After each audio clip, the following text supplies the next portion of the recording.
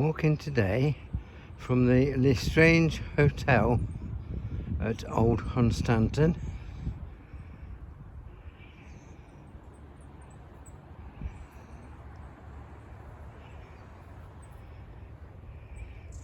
Along the top of the cliffs and into Hunstanton.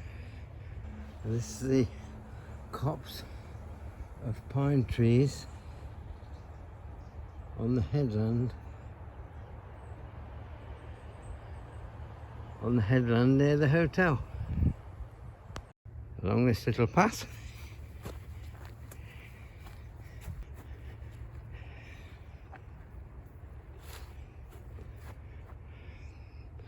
And there's the beach and the sea. Well, it's the Wash actually.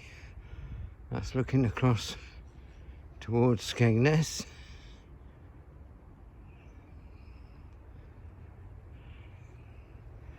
And this is a little track that will take me to Hunstanton.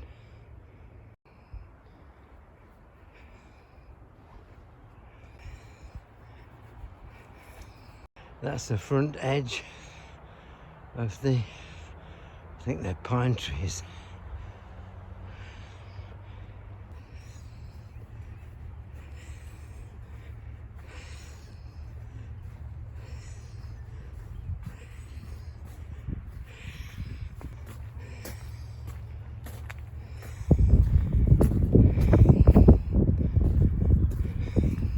That's looking back towards the beach at Old Hunstanton.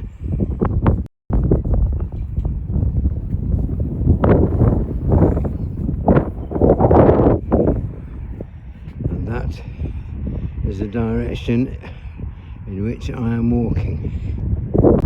Again, looking back over Old Hunstanton and along the coast.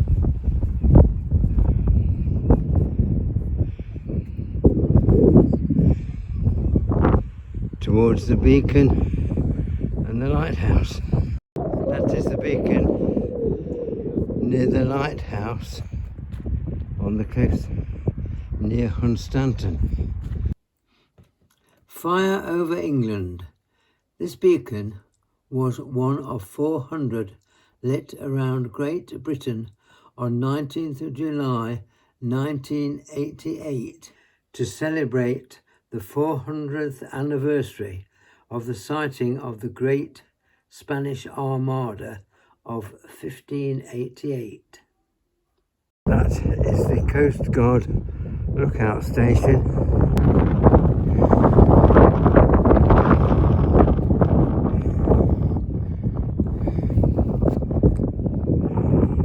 The lighthouse.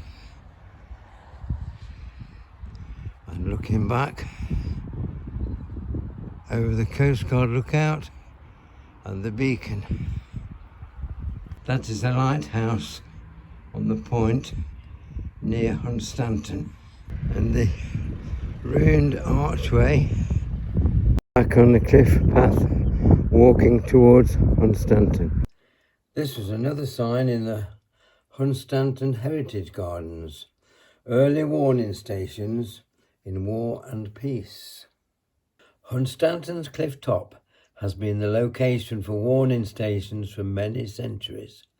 Flaming beacons and lanterns warned shipping of the Wash's dangerous sandbanks centuries before the first proper lighthouse was built here in about 1665.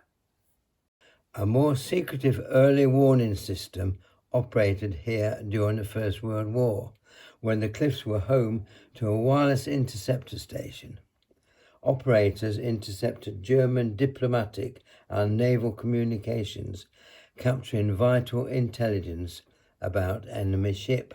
Submarine and Zeppelin operations. The station was instrumental in plotting the position of the German fleet prior to the Battle of Jutland.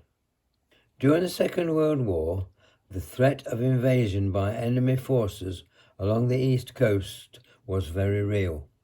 The The Royal Artillery installed a searchlight on the cliffs to scan the wash and built emplacements for 2 heavy guns, which extended out from the cliff face. The beaches and dunes were also defended with barbed wire, anti-tank scaffolding and landmines. That's the direction from which I've walked.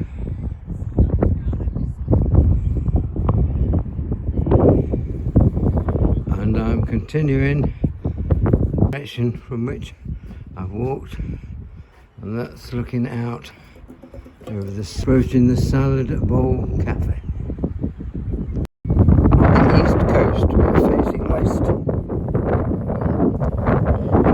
Hunstanton's unique position as a west-facing east coast town means that to enjoy spectacular sunsets, it is enhanced when the golden rays reflect in the water and make the cliffs simply glow. No wonder people call this place Sunny Honey. The wash at this point is around 12.5 miles wide. On a clear day or night, you can see some of the landmarks on the opposite coastline.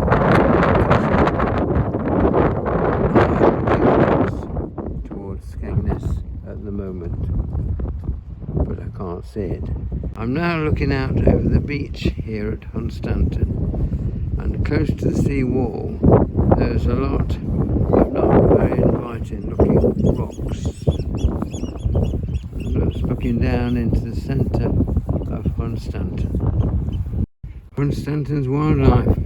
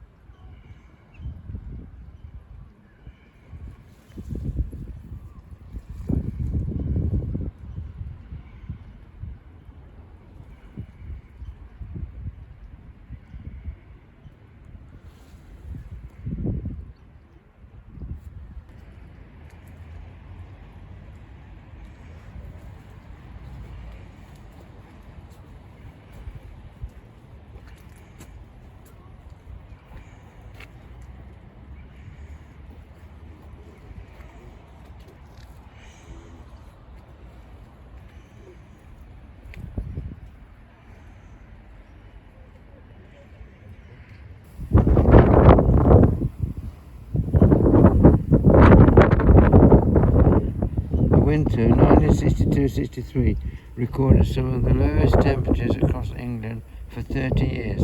At Hunstanton, even the sea froze beneath the pier.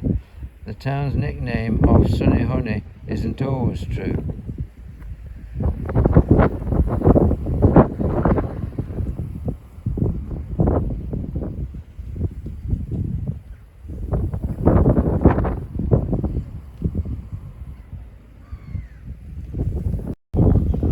So that is the end of my walk from Old Hunstanton to Hunstanton itself on this very windy day on the 17th of November 2023.